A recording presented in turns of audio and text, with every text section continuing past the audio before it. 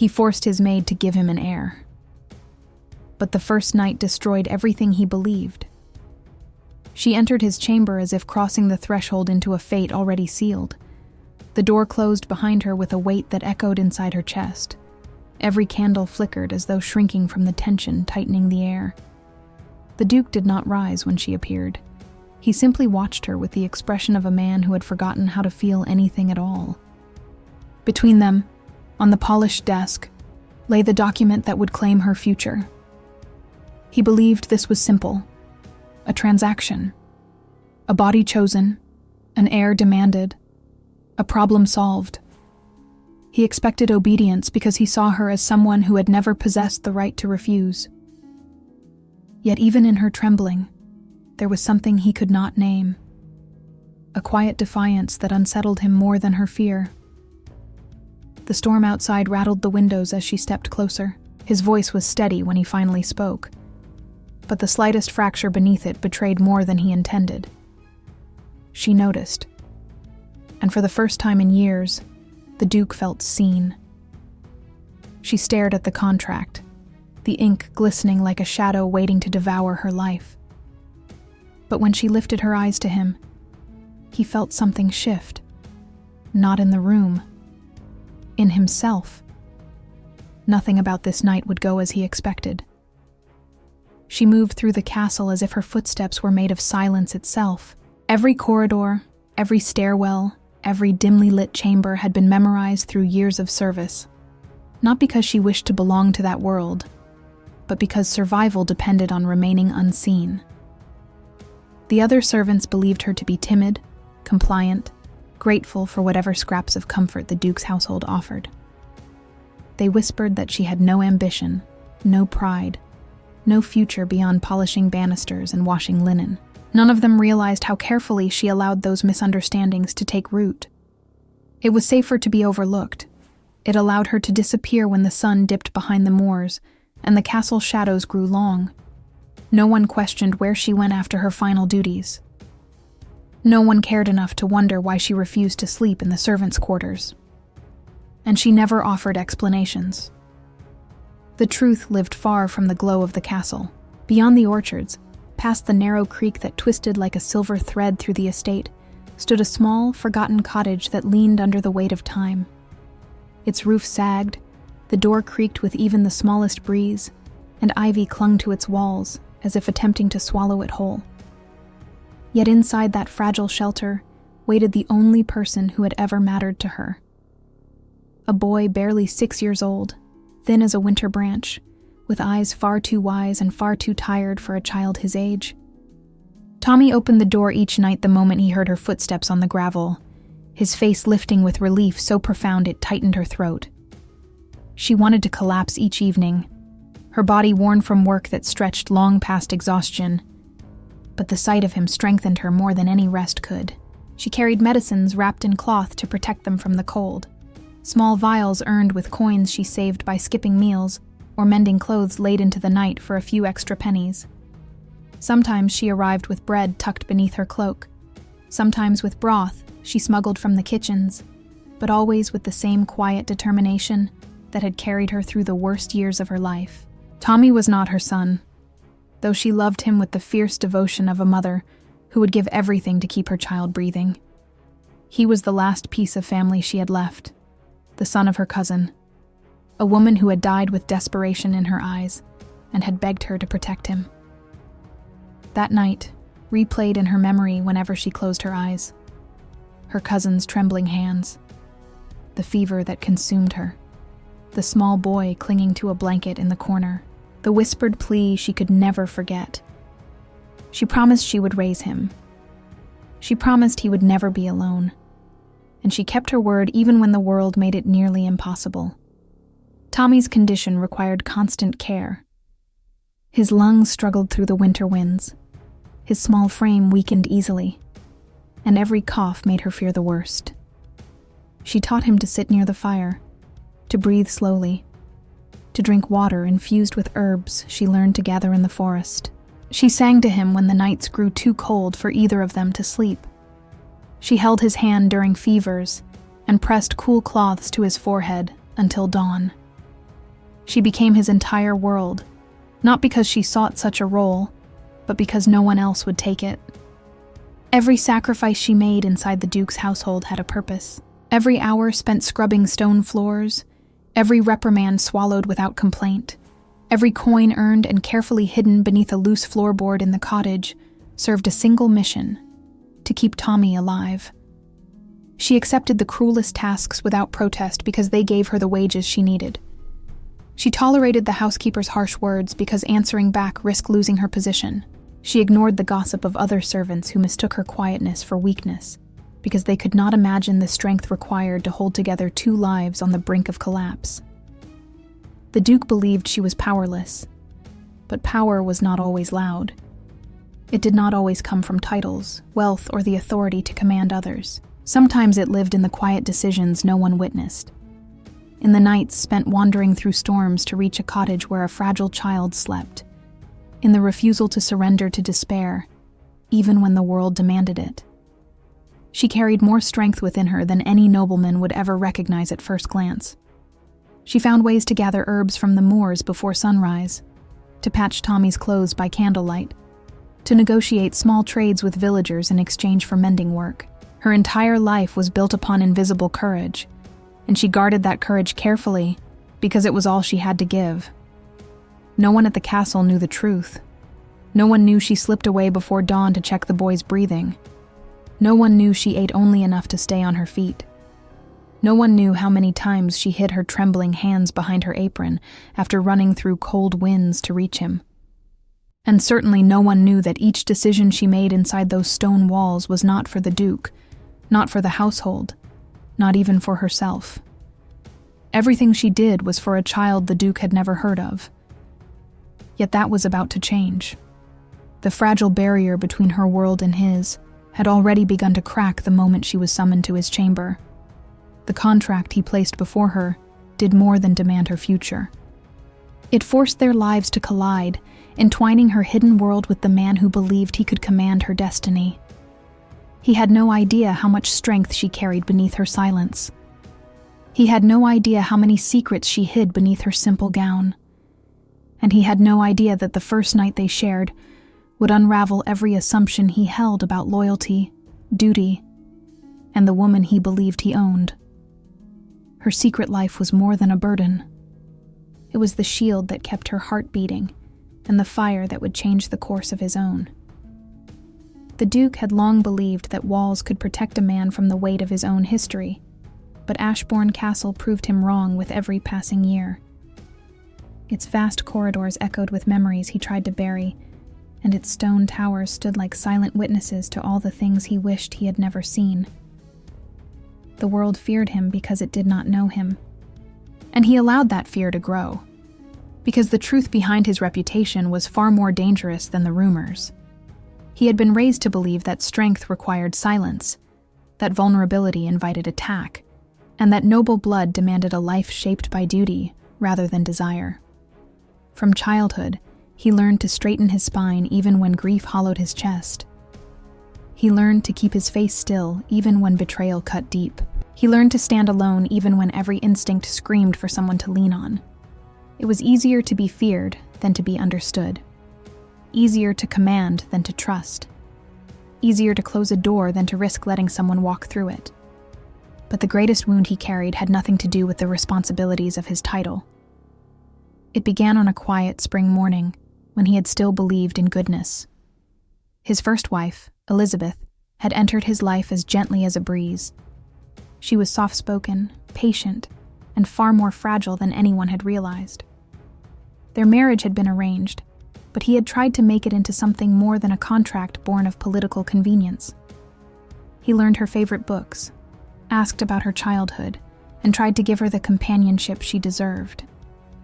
Yet every effort felt like planting flowers in soil already poisoned. She smiled, but her eyes stayed distant. She thanked him, but her voice trembled. She lived in his home, but she was never fully there. What he never knew was that Elizabeth had uncovered something monstrous long before she dared to confess it. The documents she discovered, the accounts she tried to piece together, the crest pressed into wax on a letter she should never have opened. All told a story of fraud and destruction orchestrated by a man powerful enough to silence her. The Earl of Voldemir had woven his crimes so skillfully that exposing him required far more than courage. It required protection she no longer had. And in her desperation, she tried to confront the truth alone. When her body was found at the base of the cliffs, the world whispered that she had been driven to despair by the coldness of her husband. The servants whispered it. The neighbors whispered it. The courts whispered it. And the Duke stood alone beneath the weight of a judgment he could not refute, because he had no proof of what truly happened. The grief hollowed him, but the injustice hardened him into the man the world came to fear. He withdrew from society, watched friendships wither, and allowed the castle's gates to become barriers against the world that had condemned him without trial. He devoted the next 5 years to uncovering the truth behind Elizabeth's death. What began as grief became obsession.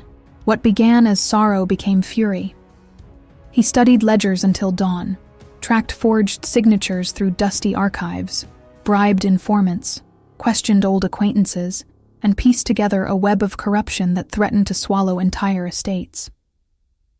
He learned that Elizabeth had been right, that she had died because she dared to uncover the truth, and that the Earl had manipulated every detail to destroy her reputation and weaken the Ashbourne line. The Duke carried this knowledge like a second heart, one that beat with quiet determination. The world believed him cruel, distant, and dangerous. But beneath the iron mask was a man who lived with guilt etched into every breath. He believed that he had failed his wife by not protecting her, and he vowed that he would never again allow himself to care for someone who could be taken from him. Care made a man vulnerable. Love made him blind. And he had sworn that vulnerability would never again enter his life. That vow shaped everything that followed. It shaped the way he ran his household. It shaped the way he looked at the people who served him. It shaped the contract he drafted for the maid who stood trembling in his chamber. He needed an heir to secure the future of his estate, to prevent Voldemir from exploiting the absence of a successor, and to safeguard the legacy his ancestors had died to protect. Marriage no longer held any appeal for him. Sentiment had proven itself a liability. He wanted certainty, not companionship. For him, the arrangement was not cruelty. It was survival. But when he looked at the maid that night, something he had not expected unsettled him. Her eyes did not hold the shallow fear he had grown accustomed to seeing in others.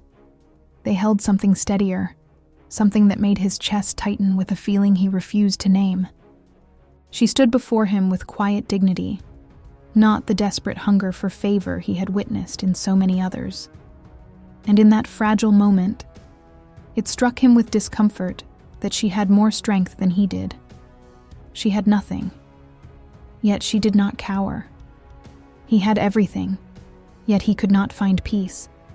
He believed he understood her place in his world. He believed she was simple, ordinary, and easily molded into the arrangement he designed. He believed her loyalty could be bought with protection and stability. But he was wrong. The first night would reveal just how wrong.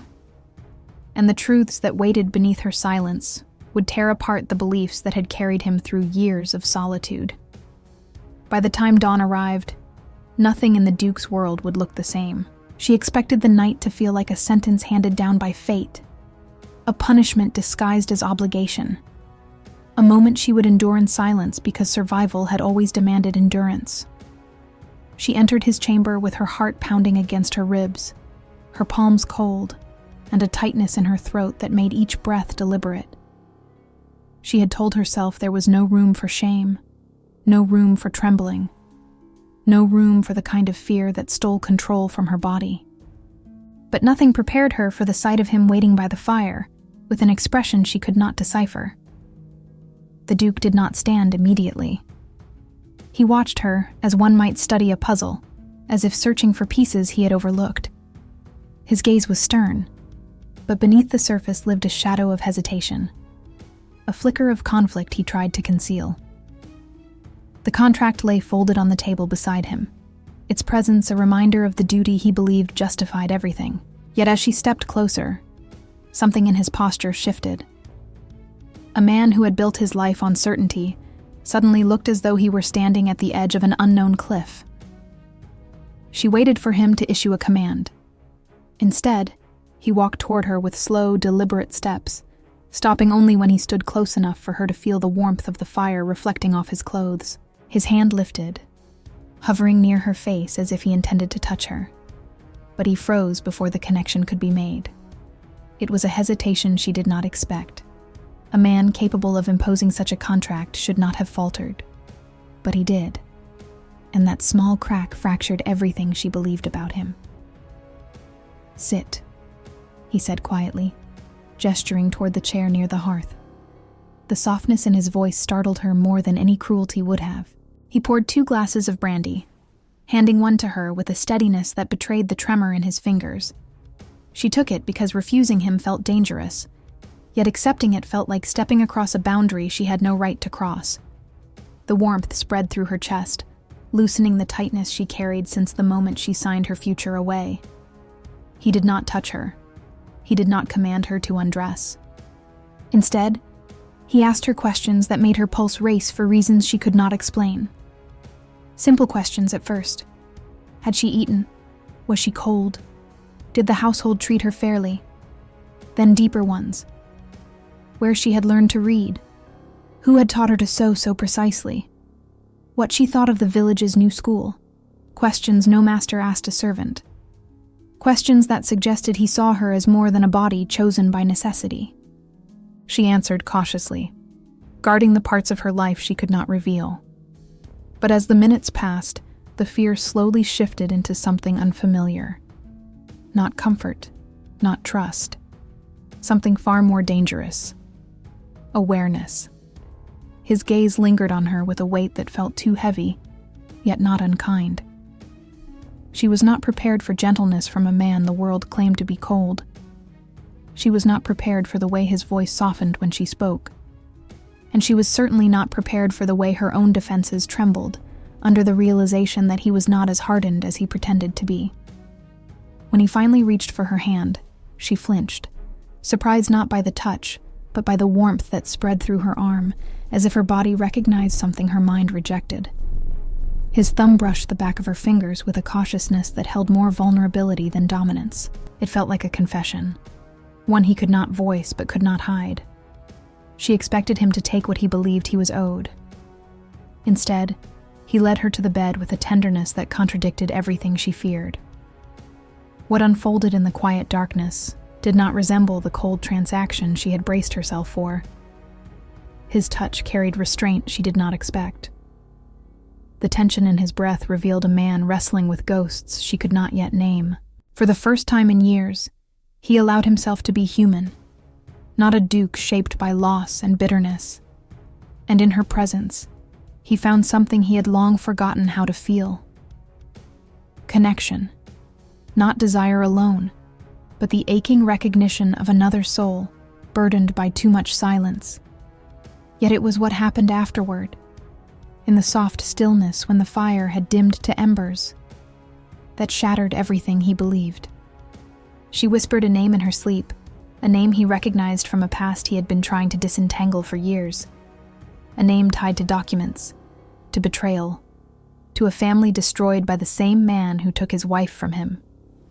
Her voice trembled with fear and memory, as if the dream she relived belonged to a life she never intended to reveal. He jolted upright, staring at her with shock threading through his composure.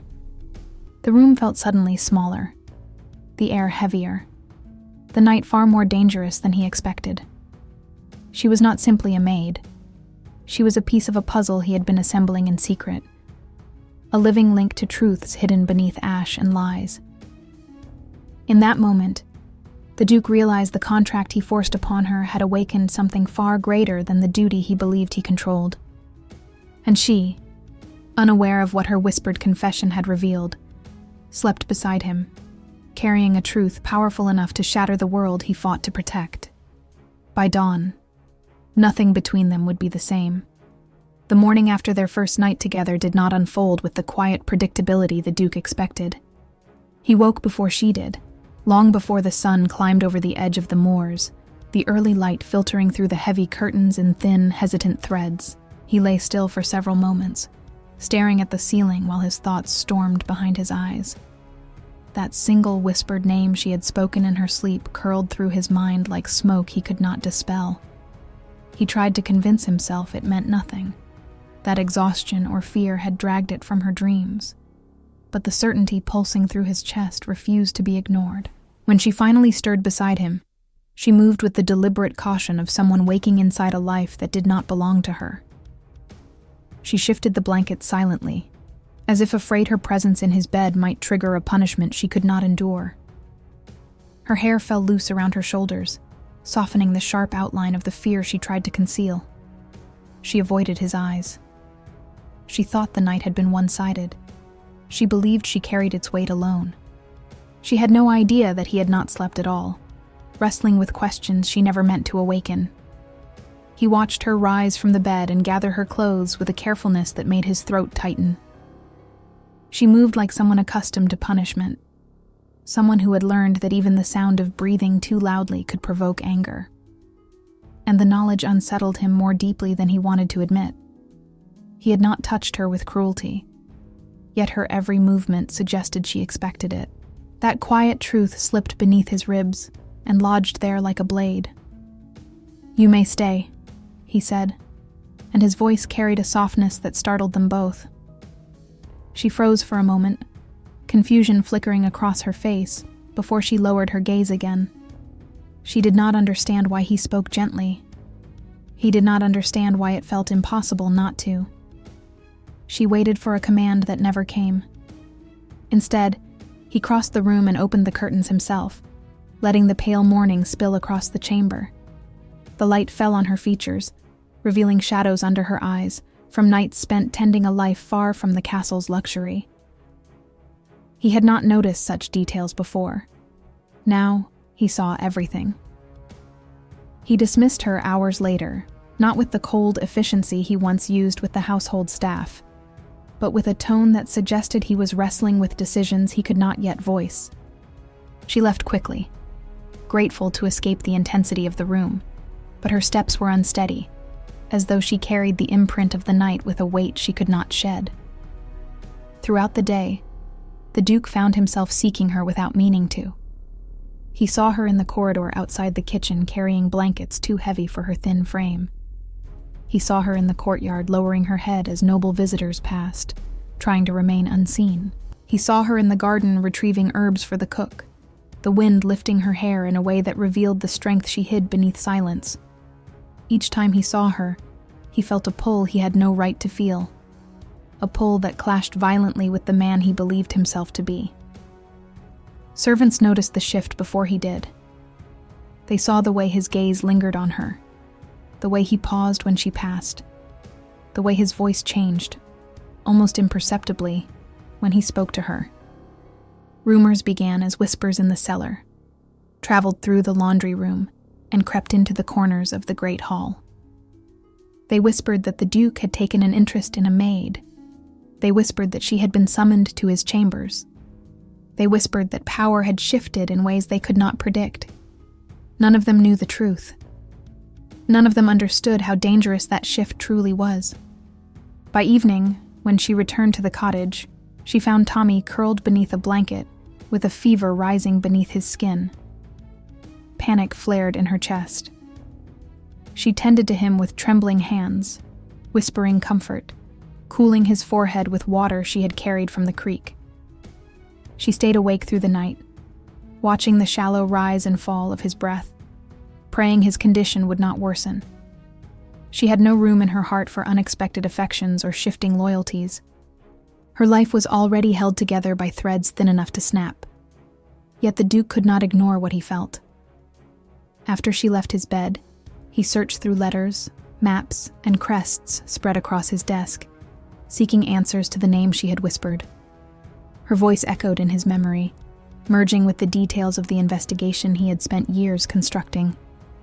That single name connected her to a past he had believed lost. to a family torn apart by greed and deception, to the very man who had taken everything from him. He tried to tell himself she could not be involved. She could not be connected to the crimes he sought to expose. But the more he tried to deny the possibility, the more the truth scraped at the edges of his resolve. She was no ordinary maid. She carried secrets behind her eyes. She held herself with a strength that defied her station, and the night he spent with her, meant to be nothing more than duty, had unraveled lies he had built his identity upon. The shift between them was subtle but profound, like fault lines cracking beneath the earth before an earthquake. He felt protective in ways he did not understand. She felt wary in ways she could not conceal. He watched her with a growing sense of recognition. She avoided him with a growing sense of danger. Neither of them realized that the first night had bound them together in ways no contract could define, and neither knew that forces beyond their control were already moving, drawn by the silent connection they were too afraid to acknowledge. The storm that had been gathering between them finally began to take shape the next morning, though neither of them recognized its size at first. The Duke rose before dawn, driven by a restless sense of urgency he could not explain.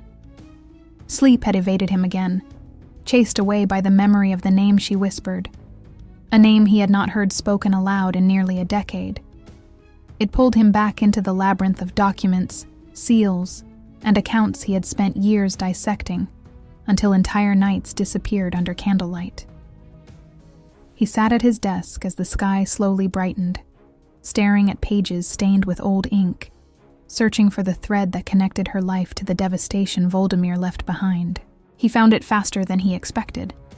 A series of letters bearing a crest long forgotten by most, but one he knew intimately.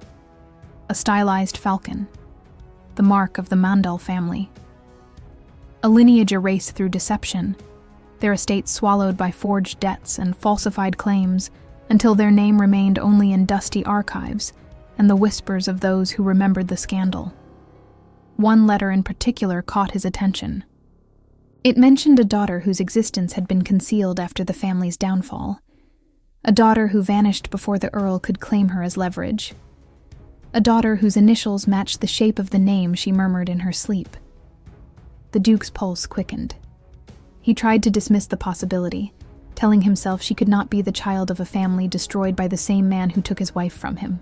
But the name, the age, the quiet intelligence in her eyes, the way she moved with the restraint of someone carrying memories too heavy for her frame, all formed a truth he could no longer deny.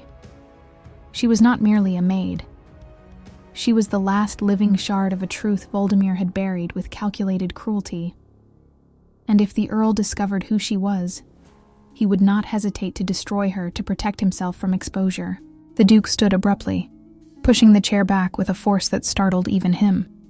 His breath came faster, fueled by fear and a growing sense of responsibility he did not want to feel.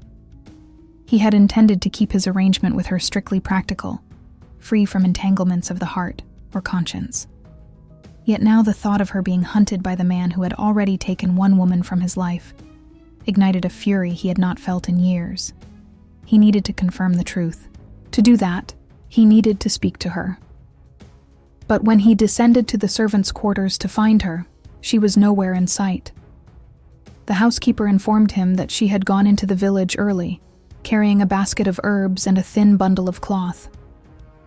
The Duke felt a chill settle down his spine. She had returned to the child. She had returned to the place where her life existed outside the castle's walls, the place vulnerable to anyone searching for leverage. He left the estate on horseback before he had time to question the impulse. The morning air bit sharply at his face as he rode down the narrow path that led toward the abandoned edge of the estate. He slowed only when he reached the clearing where the small cottage stood, its walls leaning like they struggled to remain upright. Smoke curled weakly from the chimney. Her cloak hung from a peg near the door, and inside, he could hear her voice, soft and urgent, speaking to someone whose cough cut through the air with painful fragility. He stepped inside quietly, and the sight before him rooted him to the floor. She sat beside a small boy whose skin was pale, his chest rising and falling with effort. She dampened his forehead with trembling fingers, whispering reassurances she herself barely believed. Her eyes were rimmed with exhaustion. Her dress was damp from the mist. And in that single moment, everything she had tried to hide lay exposed before him. She did not hear him enter at first.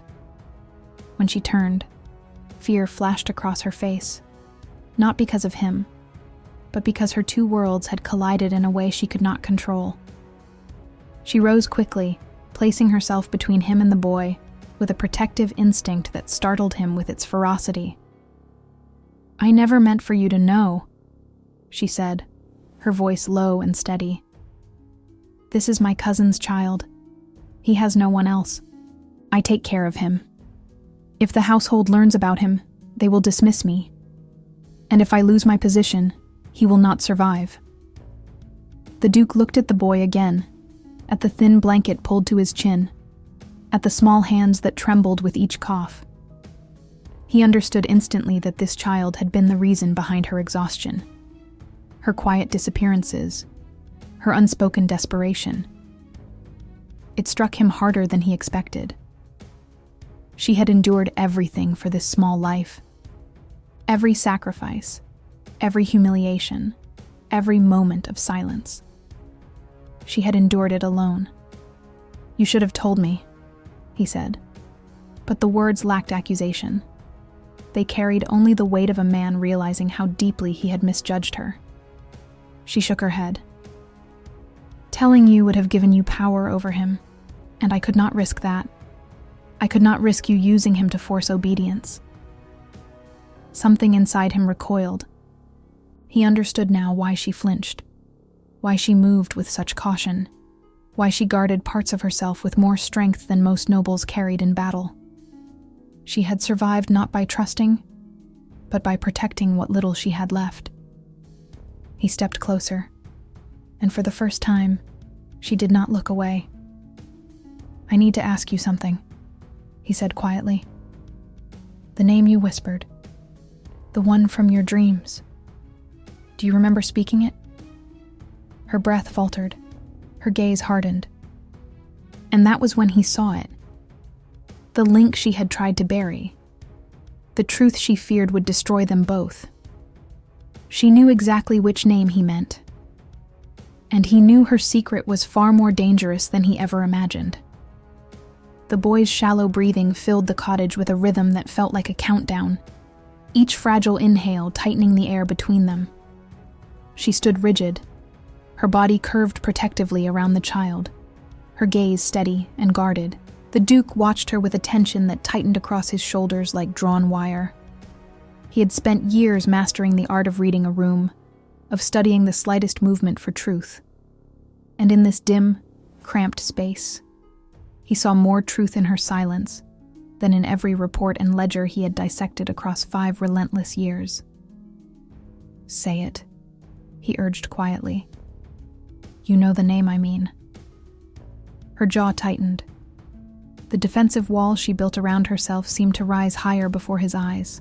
Her fingers curled around the blanket covering the child, as if anchoring herself to the only part of her life that felt safe. She did not want to speak the name.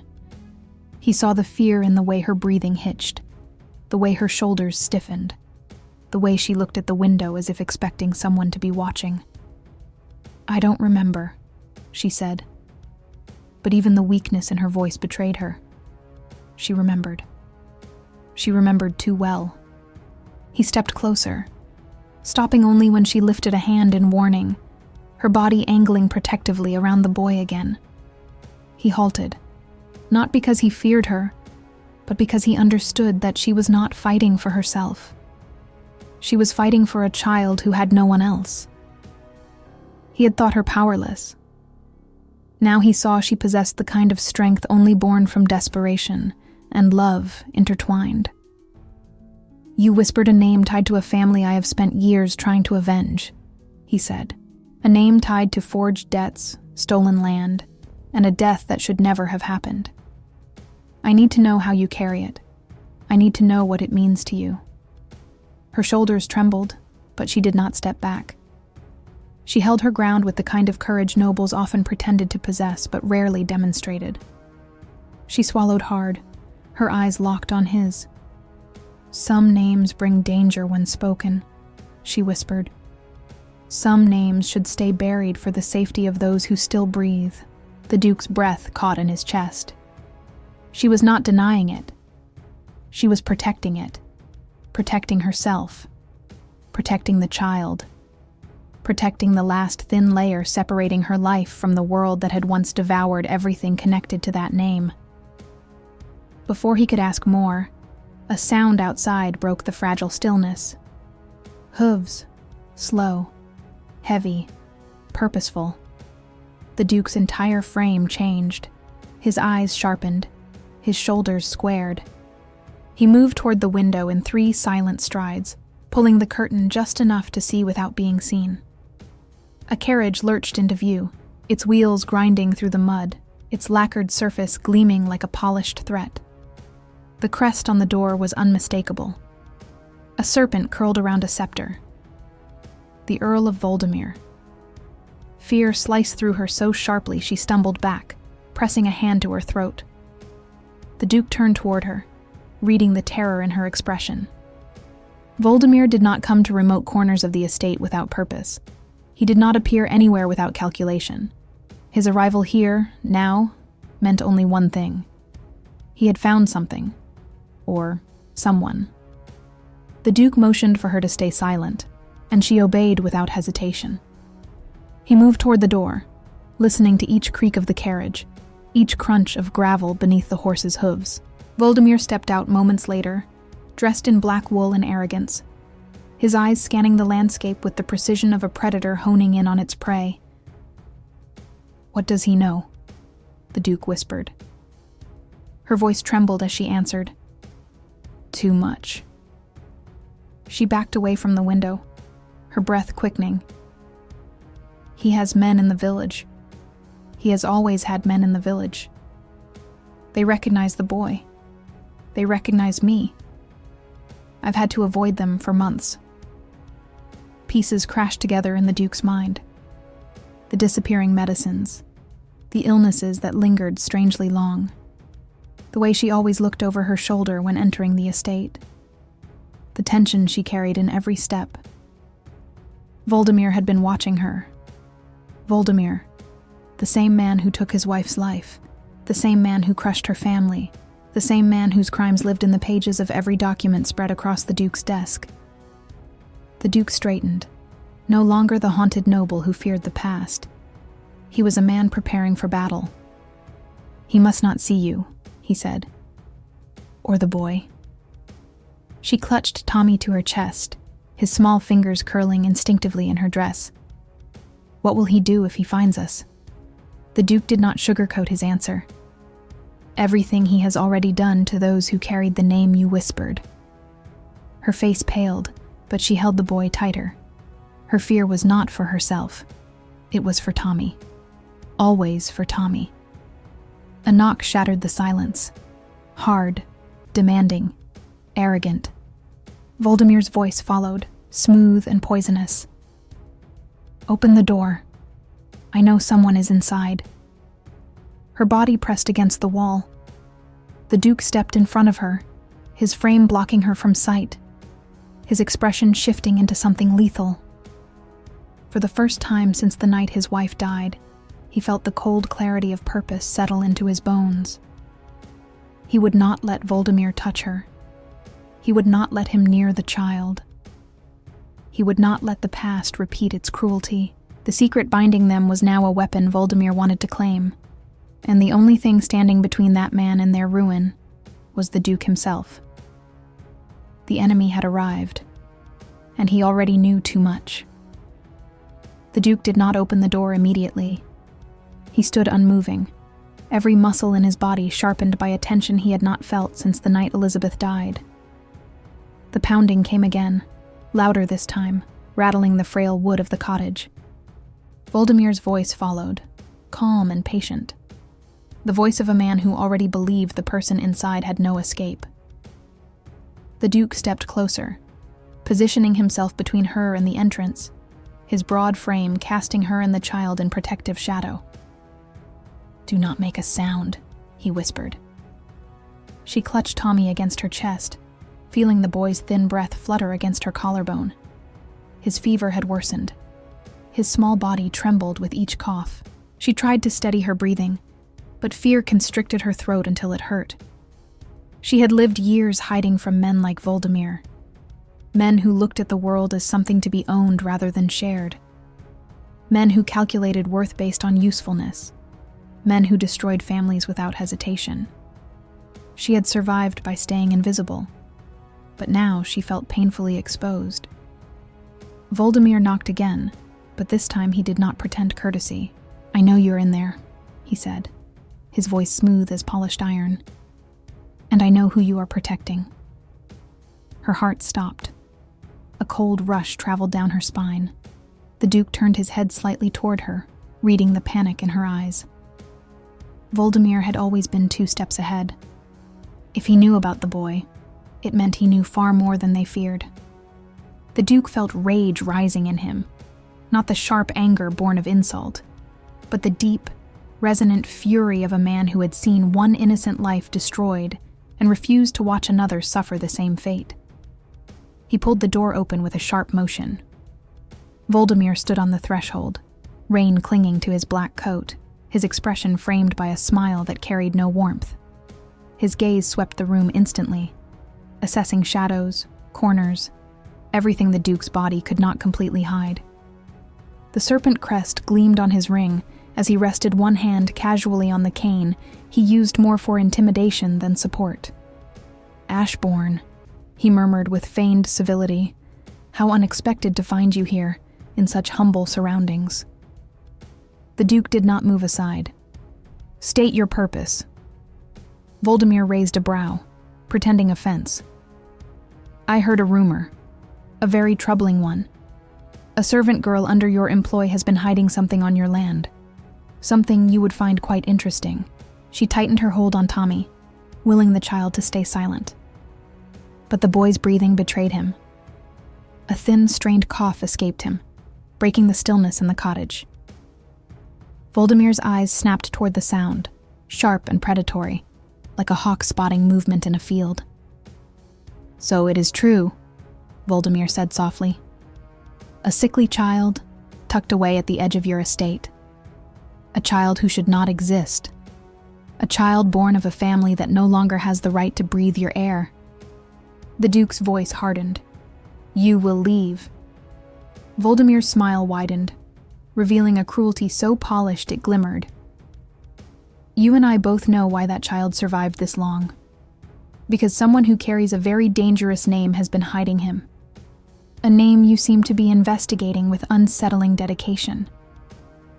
He let the silence linger, savoring it. "Mandel."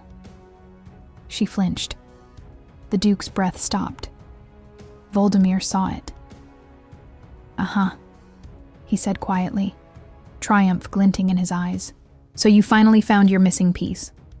The girl your dear Elizabeth mentioned in her final letter. The last surviving Mandel. Oh, I warned that family what would happen if they dared to rise again. And now here she stands. In your cottage, under your roof, carrying your heir." Her knees weakened.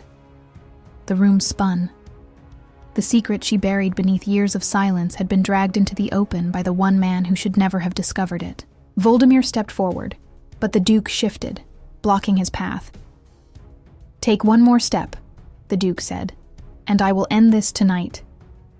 Voldemir lifted his hands in mock surrender. Such emotion, such protectiveness. "Tell me, Ashbourne, do you care for her? Is that why you're trembling?" His smile sharpened. "Or is it fear that history is repeating itself? Another woman connected to a truth you cannot control?" The Duke lunged forward, gripping Voldemir by the collar and slamming him against the outside wall. "You took my wife," he growled. "You will not touch her." Voldemir's calm did not falter. "If you expose me, you expose her."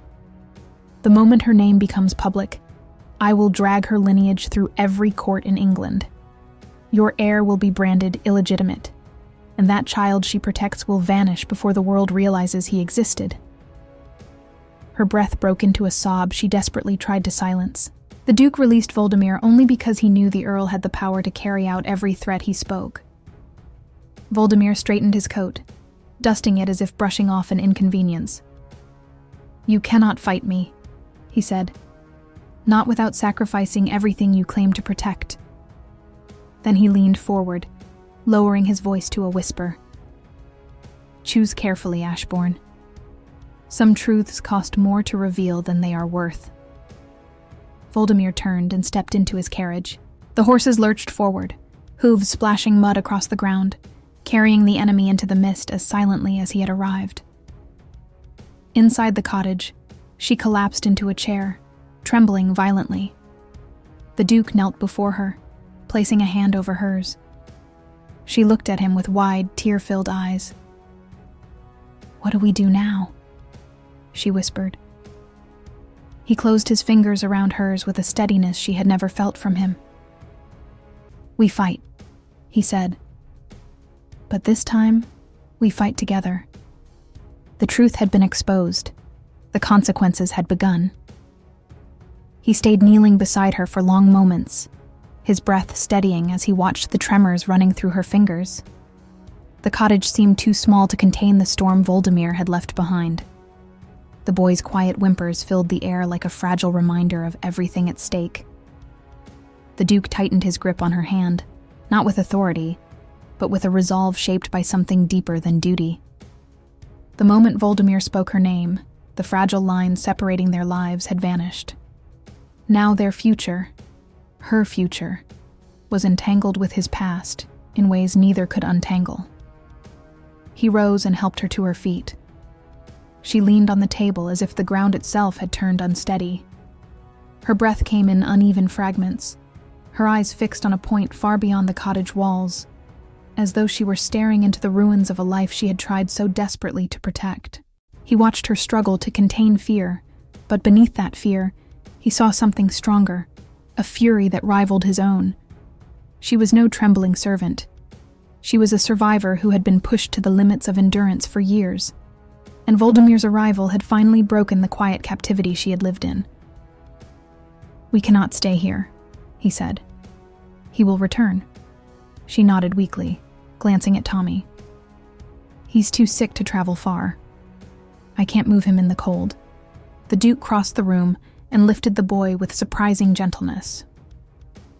Tommy's head rested against his shoulder, his body limp but trusting. She had never seen the Duke hold anything so delicately. It made something inside her shift, something that had been fighting the truth she felt the first night he touched her. She stepped closer, wrapping Tommy's blanket around him, and for the first time their hands brushed without fear, without resistance, without the weight of a contract between them. "I will take him to the castle," he said. "The doctor will be summoned immediately, and you will stay by his side." She swallowed hard. "And Voldemir?" The Duke's eyes darkened. "Let him come, but he will not find you unprotected again." He carried the boy through the mist while she followed close behind, her feet sinking into the wet earth, as though each step pulled her further from the life she once knew.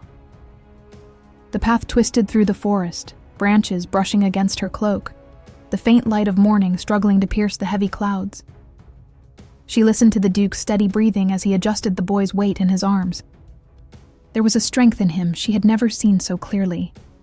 Not the brittle strength of a noble hiding behind authority, but the quiet strength of a man who had already lost too much and refused to lose more.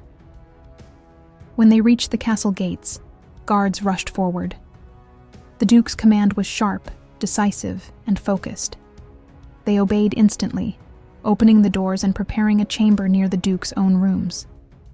Servants whispered as they passed, their eyes wide with speculation and fear, but the Duke did not explain himself. He did not need to. His presence alone carried a warning no one dared to challenge. The doctor arrived within minutes, his brow furrowed as he examined the child. Fever, weak lungs, exhaustion. He assured her that Tommy would recover with rest and proper care. Relief washed through her, weakening her knees. She sank into a chair as the doctor set to work, barely noticing the Duke watching her from the doorway. He waited until the room emptied before stepping closer. "You must tell me everything," he said. "No more hiding, no more silence. If I am to protect you, I need the truth." She stiffened. Part of her wanted to guard her secrets as fiercely as she always had. Secrets had been her shield, her only defense against men who had the power to destroy her life with a gesture. But Voldemir's arrival had torn that shield apart, and the only man standing between her and annihilation was the one she had least expected to trust. She took a long breath. "My mother was Catherine Mandel," she said softly. "My father died defending her name. I was hidden because Voldemir sought to use me as leverage after destroying our estate. My cousin took me in. We lived in fear. When she died, I fled with Tommy before his men could reach us." The Duke listened without interruption. He recognized the courage it took for her to speak those words. When she finished, he stepped closer, his voice low and steady. "Elizabeth found evidence of the Mandel fraud before she died. She wrote your family's name in her final letter. Voldemir killed her to keep it silent." Her breath shattered in her chest. "Then he will kill me too." "No," the Duke said, and the word came out with a conviction that surprised even him. "He will not." She looked up at him, her eyes filled with a mixture of fear and trust she had fought to suppress. "How can you be sure?" "Because this time," he said, "he is not the only one who knows the truth. And he is not the only one willing to fight for it." His hand brushed hers, slow, deliberate, almost reverent. There was no command in the gesture, no expectation, no coercion. It was the touch of a man choosing, not claiming. A man who finally understood the cost of silence. "Tomorrow," he said, "we take this to the magistrate. With your testimony and Elizabeth's letters, he will have no shield left to hide behind." Fear flickered across her face again, but this time courage rose behind it. She nodded with a steadiness she did not know she possessed. That night, as Tommy slept under warm blankets and the storm gathered outside the castle walls, she stood beside the Duke, no longer as a servant forced into obedience, but as an equal standing at the edge of a reckoning long overdue. The truth was no longer a secret, and the consequences were no longer hers to bear alone.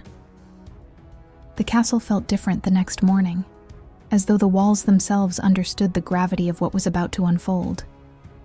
Sunlight crept across the stone floors in quiet strokes, touching the edges of the world they had fought so hard to protect. She stood near the window of the chamber where Tommy slept peacefully for the first time in days, his fever broken, his breathing steady. The doctor's remedies and warmth of the castle had given him strength that the cottage never could. She brushed a gentle hand over his hair, feeling relief settle through her like a long-delayed exhale. Behind her, the Duke's reflection appeared in the window. He had not slept, but he carried himself with a steadiness that came from purpose rather than rest. His coat was fastened, his gloves pulled on, his jaw set in quiet determination. He looked prepared to face the world that had wronged him, the man who had destroyed his first marriage, the enemy who had haunted his every attempt at justice. "Are you ready?" he asked. She turned to him. Her hands trembled, but her gaze was clear. Yes. They walked through the corridors side by side, passing servants who stepped back with widened eyes. The sight of them together sent murmurs trailing behind them, but the Duke did not turn his head. He walked with purpose, as though escorting a duchess, not a maid. As though the truth of her lineage had rewritten the hierarchy of the household overnight. And perhaps, in ways unseen, it already had. The ride to the magistrate's hall was silent, but charged with the weight of everything unspoken between them. She kept her hands clasped tightly in her lap, repeating the facts she would present. The forged deeds, the vanished letters, the threats that had followed her since childhood, the truth Voldemir had tried to erase, the truth Elizabeth had died to protect. The Duke watched her from across the carriage, not with pity, not with regret, with respect. She was no longer a woman living in the shadows of fear. She was stepping into the world that had denied her, carrying a name that deserved to be spoken again. When they entered the hall, Voldemir was already there, leaning on his cane with the smug composure of a man who believed himself untouchable. The sight of her made his smile twist with triumph and danger. But when the Duke stepped forward, positioning himself between her and the Earl, that smile flickered. "You brought her here," Voldemir said. "A bold mistake." "No," the Duke answered. "A correction long overdue." The magistrate called them forward. What followed unfolded like a battlefield without swords. She spoke first, her voice steady despite the tremor in her chest. She recounted her family's fall, the forged signatures, the debts that had never existed, the threats Voldemir made when she was too young to understand their weight. Every word was a stone added to the growing mountain of truth. When her voice faltered, the Duke placed a hand against her back, with the kind of reassurance that carried strength rather than control. Then he presented Elizabeth's letters. The magistrate read the lines written by a woman who died seeking justice. The room shifted. Something broke beneath the surface of Voldemir's composure. For the first time, he looked like a man who understood that the net he had woven for decades was unraveling in the hands of the two people he had underestimated. When the magistrate delivered the verdict, the hall fell silent. Voldemir's estate frozen, his rights revoked, his crimes to be investigated in full, his influence stripped to the bone. The Earl's face drained of color as the false power he clung to was pulled from his grasp. He attempted to shout, to object, to accuse, but the magistrate silenced him. Justice had found him at last. She closed her eyes, releasing a breath she had been holding since childhood. The Duke watched her carefully, as though the relief washing across her face mattered as much as the verdict itself. And in that moment, he knew that the fight had never been solely for revenge or duty. It had been for her, for the truth she carried, for the future she deserved. When they left the hall, she paused at the bottom of the steps, overwhelmed by everything that had changed. The Duke stopped beside her, waiting. She turned to him, searching his face for the man he had been before the first night. Cold, distant, unreachable. But the man before her was different. His defenses were cracked. His resolve was softer.